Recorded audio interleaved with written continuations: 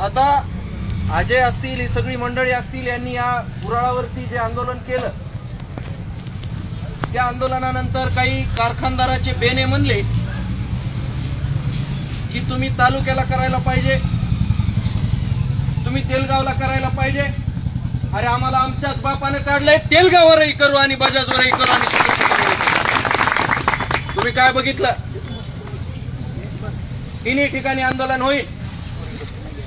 कुणाला राजकारण वाटत असेल तर शेतकऱ्यांच्या पोरांनी राजकारण सुद्धा केलं पाहिजे आणि आम्ही करणार. 3550चा FRP दिलेला आहे. 3550चा FRP दिलेला आहे. किमान या गुराळाचे आभार मानावे लागतील. त्यांनी जाणीव तरी करून दिली की आम्ही 2400 देतो. बाकीच्यांनी तर तोंडाला सुद्धा पानं पुसले नाही, जाहीरच केला नाही. जे द्यायचं ते घ्या, नाहीतर चाल तेव्हा, अशा प्रकारची भूमिका त्यांनी ठेवलेली आहे. आता आपल्याला ठरवायचंय, जर आपलीच लोक आपल्या अंगावर येत असतील तर त्यांना धडा शिकवायचा का कारखानदारांना शिकवायचा का दोघांनाही शिकवायचा. तुम्हाला आम्हाला वाटत असेल ही लढाई फक्त या वर्षीच्या या हंगामाच्या भावासाठी असेल, परंतु मायबाप शेतकऱ्यांनो एवढं लक्षात घ्या, एखादी पिढी जर लढ्यासाठी उभा राहत असेल तर ही लढाई फक्त या वर्षीच्या ऊस भावाच्या हंगामासाठीची नाही, इथून पुढे येणाऱ्या सर्व हंगामासाठी आपण लढलं पाहिजे. मग 3550 जर FRP असेल तर मागच्या वर्षीपर्यंत आपल्याला 2 टप्प्यात 3 टप्प्यात FRP देण्याचं सरकारनं एक शासन निर्देश काढला होता. आदरणीय राजू शेट्टी साहेबांनी आणि इतर शेतकरी संघटनांनी लढून तो शासन निर्णय रद्द करायला लावला आणि 1 रकमी FRP द्या असे आदेश कोर्टाने दिले. आपला लढा सुरुवातीला कशासाठीचा आहे, भाव जाहीर करण्यासाठीचा. आता ही सगळी मंडळी या परिसरामध्ये आपण फिरताय, परंतु यानंतर माझं मत असं वैयक्तिक आहे की तिन्ही कारखान्यांनी आणि इतर सगळ्या गोळ युनिटने पहिले आपले पत्ते उघडे केले पाहिजे. तुम्ही किती भाव देणार आहे आम्ही ठरवू, तुमच्यासोबत चर्चा करायची, तुम्हाला ऊस द्यायचा की नाही द्यायचा. पहिल्या टप्प्यामध्ये तुम्ही ऊस भाव जाहीर करा, दुसऱ्या टप्प्यामध्ये आपण बघू की काय चर्चा करायची. आपण मागणी करायला करू शकतो. नंतर मिसकन्सेप्शन शेतकऱ्यांमध्ये दिशाभूल केली जाते की पश्चिम महाराष्ट्रामध्ये एवढा भाव आहे, तिथं 18 महिन्याचा ऊस जातो. किती महिन्याचा ऊस जातो? 18 महिन्याचा ऊस जातो. हे सगळे आता चॅनल चालू आहेत आणि आमचं हे सगळं लाईव्ह जाणार आहे. परंतु तुम्हाला कारखानदाराची ही जशी भूमिका प्रत्येक वेळेस घ्यावी वाटते, त्यावेळेस तुम्हाला तुमच्या बापाची भूमिका घ्यावी वाटत नाही. याच्यासारखं दुसरं दुर्दैव नाही. तुम्ही 12 का 18 याच्यामध्ये गुंतलेले असता. मग तुम्ही ठरवा, तुम्ही 12चे का तुम्ही 18चे. लोकनेते सुंदरराव सहकारी साखर कारखान्याने 2022-23च्या हंगामामध्ये त्यावेळेसचे तत्कालीन आमदार, आताचे आमदार, त्यावेळेस कारखान्याचे डायरेक्टर आमदार सोळंके यांनी त्यावेळेस घोषणा केली होती की या वर्षी 2700 आणि त्याच्या पुढच्या वर्षी 2900. त्या 2700 मधले 2551 दिले, 149 दिले नाही. ते भांडून मिळवले. यांनी रास्ता रोको केला, अनेक लोकांनी मागण्या केल्या आणि त्यातले 100 रुपये दिले. ही लढाई त्या 49 रुपयासाठी सुद्धा आहे. त्या 49 रुपयामधल्या 10 पैसे राहिले तरी आपण मागणी केली पाहिजे. ते आपल्या घामाचे दाम आहेत आणि घामाचे दाम घेतल्याशिवाय आपण स्वस्त नाही बसलो पाहिजे. आता तुम्हाला वाटत असेल तुमच्या पंचक्रोशीतला एखाद्याचा गेलाच नाही, परंतु मायबाप शेतकऱ्यांनो, 2017ची कर्जमाफी असेल, 2017ला कर्जमाफीसाठी नाशिक ते मुंबई पायी लॉंग मार्च काढला. तुम्ही म्हणता की ते शेतकऱ्यांचा लॉंग मार्च होता, परंतु तुम्हाला आठवण करून द्यायची आहे की त्याच्यात 90% आदिवासी लोक होते. आदिवासी लोकांनी आपल्यासाठी लॉंग मार्च काढायचा, कर्जमाफी मिळवायची. ती कर्जमाफी आपण पदरात पाडून घ्यायची. म्हणजे प्रत्येक वेळेस जर दुसरेच आपल्यासाठी लढण्याच्या आशेवर आपण बसणार असू तर एक दिवस तेही आपल्यासाठी लढणार नाही. त्यानंतर महात्मा फुले योजना आली, सन्मान निधीच्या योजना आल्या. मागच्या वर्षी लॉंग मार्च झाला, 3 लॉंग मार्च आतापर्यंत झाले. आणि आता आदरणीय बच्चूभाऊ कडू असतील, वामनराव चटप असतील, महादेवराव जानकर, रविकांतजी तुपकर, अजित नवले, अनेक लोकांनी एकत्रित येत अनेक बैठका घेत विदर्भामध्ये नागपूरला आंदोलन केले. या आंदोलनाचा समारोप काल झाला. आता लोक काय म्हणतात की शेतकरी नेते मॅनेज झाले. थोड्या वेळासाठी तुमचं खरं धरू, तुम्हाला मॅनेज होणं हा शब्द बोलता येतो तर तुम्हाला नागपूरला का जाता येत नाही, तुमच्या चौकामध्ये का उभा राहता येत नाही. अरे नेत्यांच्या बाळगुंडांनो, आम्ही बोलत असताना तुम्हाला असंही वाटेल की हा कोणत्या पक्षात जाणार नाही का, हा कुठल्या नेत्याची भेट घेणार नाही का. पक्षात जाईल, तिकीटही घेईल, निवडून येईल, नेत्यांची भेटही घेईल, पण लांबून चालून करणार नाही. तोंडावरती सांगेल तुम्हाला भाव द्यावा लागेल, तिकीट नाही मिळालं तरी 72, पण तुमच्या सोबत आंदोलन असेल. म्हणजे आपण चळवळीतल्या पोरांनी कायम लढलंच पाहिजे, रस्त्यावर लढलं पाहिजे.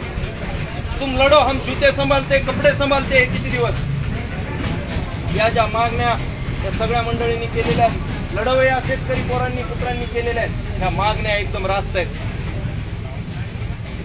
परंतु मला तुम्हाला देखील आठवण करून द्यायची, हे सगळं लढत असताना तुम्हाला पहिल्या टप्प्यात जो अनुभव आला तोच प्रत्येक टप्प्यामध्ये किंबहुना त्यापेक्षा जास्त तुम्हाला अनुभव येणार आहे. आता तरी शेतकरी बोलतायत, हळूहळू भाऊ बोलायला लागेल, हळूहळू चुलता बोलायला लागेल, हळूहळू वडील बोलायला लागतील की कुणालाच काही पडलेलं नाही. अजय तू कशाला फिरतोयस, नामदेव तू कशाला फिरतोयस, तुकाराम तुला काय घेणं देणं आहे, प्रत्येक वेळेस प्रत्येक कुणाच्या तरी अंगावर जातोयस. परंतु ध्येयानं पेटून उठलेली पोरं तुम्हाला भाव मिळवून देतील का नाही मला माहित नाही, परंतु स्वाभिमान शेतकऱ्यांचा जिवंत ठेवतील आणि तो स्वाभिमान जिवंत ठेवण्यासाठी. एका बाजूला शेतकऱ्यांची पोरं जेलमध्ये घालायची, दुसऱ्या बाजूला लांबून चालून समाजाचं करायचं आणि या सगळ्या गोतावळ्यामध्ये आपण त्यांचं समर्थन करायचं. तुम्ही न्याय भूमिका घेणार असाल तर तुमचं समर्थन जरूर आहे, परंतु या सगळ्या मायाजालामध्ये, या सगळ्या पब्लिसिटीमध्ये तुम्हाला असं वाटत असेल की शेतकऱ्यांची पोरं भाव मागायचा विसरलेत, तर ही शेतकऱ्यांची पोरं भाव मागायचं विसरलेले नाहीत. तुमच्या बंगल्यावर सुद्धा आंदोलन करण्याची वेळ आली, त्या प्रत्येक कारखानदाराच्या बंगल्यावर सुद्धा आंदोलन करण्याची धमक आम्ही शेतकरी पोरं ठेवू. आता हा राहिला एक मुद्दा. आता दुसरा मुद्दा की ऍक्च्युअल आंदोलन करायचं आणि मग ही भाषणात बोलतात, मग आंदोलन करण्याची जबाबदारी कोणाची? आमच्या 4-5 लोकांची, आपली कोणाचीच नाही. आणि हे करत असताना एक आंदोलन केलं, बाकीचे म्हणले असतील ते म्हणले असतील, परंतु सामान्य शेतकऱ्यांना पण डोक्यामध्ये येतं की काय मिळवलं, आंदोलनातून काय मिळालं. आता इथं अनेक जातीपातीची लोक असतील, मला जातीपातीच्या विषयावर बोलायचं नाही, परंतु एक मोठं आंदोलन या महाराष्ट्रामध्ये मनोजदादा जरांगे पाटलांनी उभा केलं, एवढं तर आपल्याला मान्य. पहिल्या दिवशी त्यांनी रास्ता रोको जनाक्रोश मोर्चा जो शहागडला ठेवला होता त्या दिवशी GR मिळाला का? त्याच्यानंतर किती उपोषण झाली, आपण किती वेळेस शांतता रॅलीला गेलो, निर्णायक सभेला गेलो, मुंबईला देखील 2 वेळेस गेलो. एवढं सगळं केल्यानंतर आपण इथपर्यंत आलो. मतमतांतर तुमच्या आमच्या असू शकतात, ते असू द्या, परंतु मनोजदादांनी आंदोलन केलं आणि यश पदरात पाडून घेतलं, हे तर मान्य करावं लागेल. सरकारचं लक्ष वेधलं, लोकांच्या मनामध्ये जागा केली. मनोजदादांविषयी एक बोलावं वाटतं की लोग उनको प्यार कर सकते हैं, नफरत कर सकते हैं, लेकिन उनको कोई नजरअंदाज नहीं कर सकते. म्हणजे त्यांना कुणी दुर्लक्षित करतंय का? नाही. ठीक आहे, काही लोक सोशल मीडियावरती आपल्यातलीच विरोधात बोलत असतील, 99% बाजूने बोलत असतील, परंतु एक घाव 2 तुकडे असा प्रकार त्याही आंदोलनात झाला नाही, ज्या आंदोलनामध्ये अख्खा उभा महाराष्ट्र उभा होता, अख्खा उभा महाराष्ट्र रस्त्यावरती होता. आणि तुम्ही आम्ही जर विचार करत असू की अजयनं, नामदेवनं किंवा तुम्ही सगळ्यांनी काढलेलं ह्या गुराळावरचं आंदोलन एका दिवसामध्ये निकाली निघेल, कसं काय शक्य?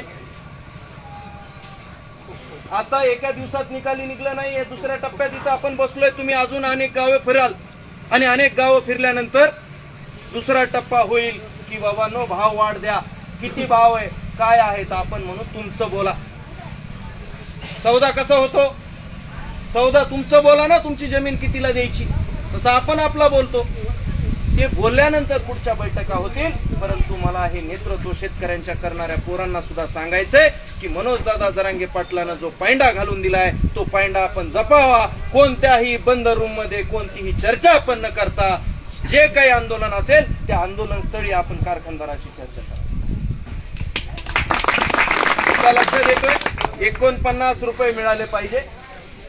भाव वाढ नंतरचा विषय, पहिले तुम्ही भाव जाहीर करा, त्याच्यामध्ये भाव वाढ पाहिजे का नाही पाहिजे त्याची आपण चर्चा कारखानदाराशी करू आणि त्यानंतर पुढचा निर्णय. आता हे सगळं करून घेण्यासाठीच जी जनजागृती लागणार आहे ती जनजागृती आपण टप्प्याटप्प्यानं करावी.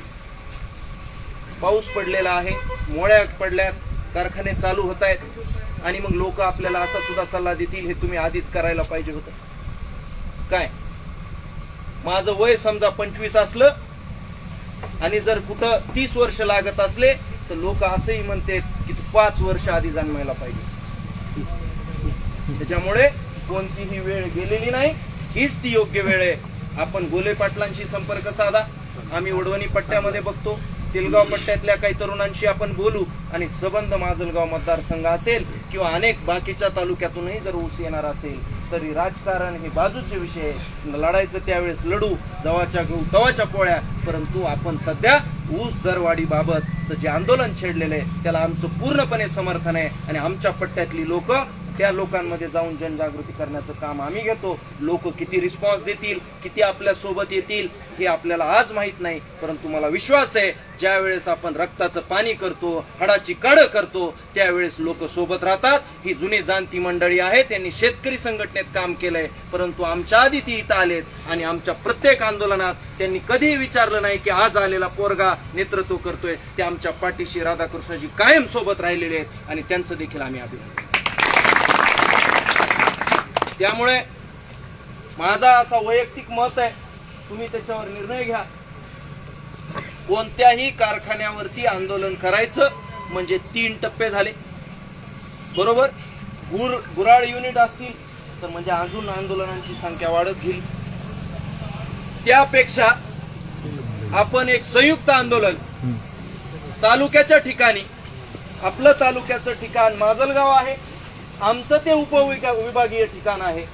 आपण उपविभागीय शहर जे आपलं माजलगाव आहे त्या ठिकाणी आंदोलन छेडावं आणि माजलगाव बंदची हाक द्यावी. आपण ट्रॅक्टर मोर्चा असेल, बैलगाडा मोर्चा असेल, कोणतं सृजनशील आंदोलन असेल ते आपण सृजनशील आंदोलन ठेवावं. आम्ही त्या ठिकाणाहून सपोर्ट करू. 49 दर जाहीर करा, किती घ्यायचा ते नंतर बघू. त्यासाठीची जनजागृती आणि आंदोलनाची निश्चिती, या 5 बाबी आहेत. आता ज्या पुरवण्या मागण्या आहेत त्या संबंधित युनिटच्या पुरवण्या मागण्या आपल्याला आंदोलनामध्ये चर्चा करायला ज्यावेळेस लोक येतील त्यावेळेस आपण मांडाव्या. उदाहरणार्थ या गुळ युनिट साठीचे ज्या काही तुमच्या मागण्या असतील त्या गुळ युनिटच्या मागण्या आपण त्या ठिकाणी त्या चर्चेमध्ये मांडाव्या. तेलगावच्या विषयी जर आपलं काही म्हणणं असेल तर तुम्ही चर्चेला सामोरे या. एसडीएम नकोय आम्हाला, तहसीलदार नकोय. एसडीएम आणि तहसीलदारांना जर आमची चिंता असेल तर तुम्ही मध्यस्थांची भूमिका तिथं त्या ठिकाणी हे करा आणि आमच्या समोर आंदोलकांशी बोला. आणि त्या ठिकाणी अनेक सोशल मीडियातून ऐकणाऱ्या लोकांना माझं आव्हान आहे की कुठंतरी ही माळवाडीला बैठक चालू आहे आणि इथं 150 लोक जमलेत आणि त्यामुळे हे इथं शमेल, तर असं मला वाटत नाही. आम्ही एक छोटासा प्रयत्न करतोय आणि याही उपर मी कारखानदारांना इशारा देतोय आणि जे शेतकऱ्यांच्या विरोधात जात आहेत दलाल त्यांना देखील इशारा देतोय की या आंदोलनानंतर जर तोडगा निघाला नाही तर आम्हाला कोणत्या पद्धतीचा गनिमी कावा करायचा आहे हा तुम्हाला रस्त्यावरती दिसेल. अजयनं त्याचं ट्रेलर यापूर्वी दाखवलेलं आहे, आम्ही सुद्धा त्याच्या सोबत आहोत. शेतकऱ्यांना माझा विश्वास देण्याचं काम आहे की पश्चिम महाराष्ट्रामध्ये जर जो ट्रेलर तुम्हाला दिसलेला आहे तो ट्रेलर रात्री तुम्हाला अचानक दिसेल आणि त्यानंतर म्हणू नका की बाबांनो आपण ह्यांना हलक्यात घ्यायला नको होतं, आपण ह्यांच्याशी आधी बोलायला पाहिजे होतं आणि त्यावेळेस वेळ गेलेली असेल. मग पुढे काय होईल, आमच्यावरती किती केसेस होतील, आमच्या राजकीय करिअर बनेल का नाही बनेल त्याच्याशी आम्हाला काही देणं घेणं नाही. 3-4 लाख रुपये अमेरिकेत असलेली पगार सोडून देणारा माणूस आहे. शेतकऱ्यांसाठी केसेस आम्ही सगळे अंगावर घेऊ, त्याला आम्ही घाबरत नाही. तर आता एवढं सगळं बोलून झाल्यानंतर दूर पर्यंत हे तर मला वाटतं गेवराई मतदारसंघात असेल.